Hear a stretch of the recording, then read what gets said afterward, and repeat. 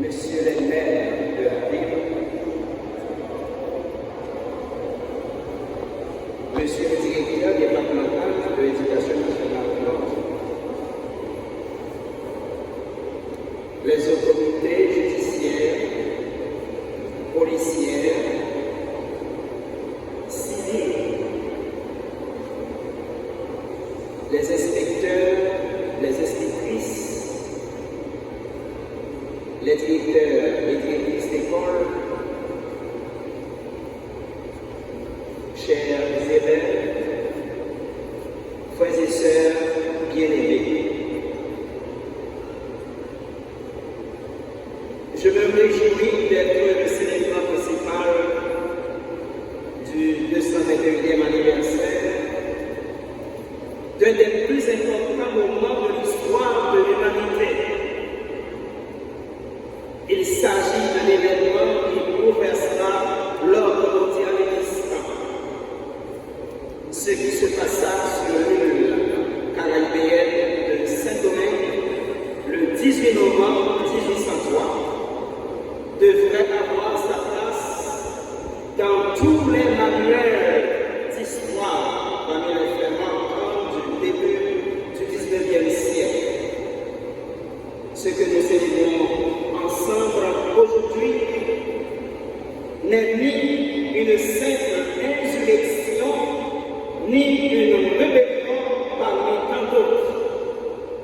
La bataille de Vertières mérite d'être relatée en lettres d'or dans l'histoire de l'humanité, puisqu'elle se solda par la victoire qui donna au monde la seule et unique révolte d'esclaves victorieuse de toute l'histoire.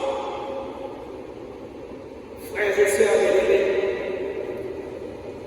à chaque fois qu'il m'arrive de célébrer le Tédéum dans la cathédrale lors des fêtes nationales, je me suis toujours trouvé dans la barre pour avoir des mots justes, non seulement pour vous instruire à la lumière de l'Évangile, mais aussi pour réveiller votre conscience qui semble toujours endormie.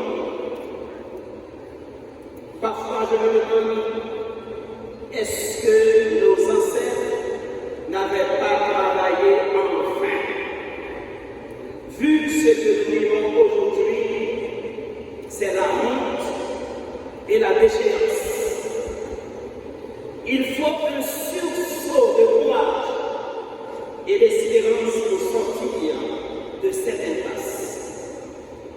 Méchanceté de toutes sortes, des jeux de coude pour corrompre de plus en plus la société, kidnapping, ruse, médisance, calomnie, viol, tout ce mal qui défile sous nos yeux et nous laisse dans une totale indifférence.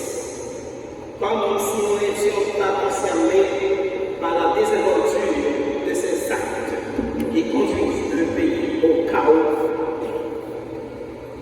Mes frères et sœurs, en commémorant avec grande fierté la bataille de Vertières, nous célébrons l'invincibilité de tout peuple qui s'attache à cette tradition ancestrale et à son humanité.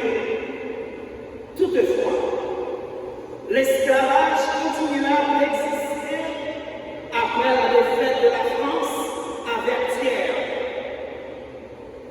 Une injustice qui change de nom demeure une injustice. Les générations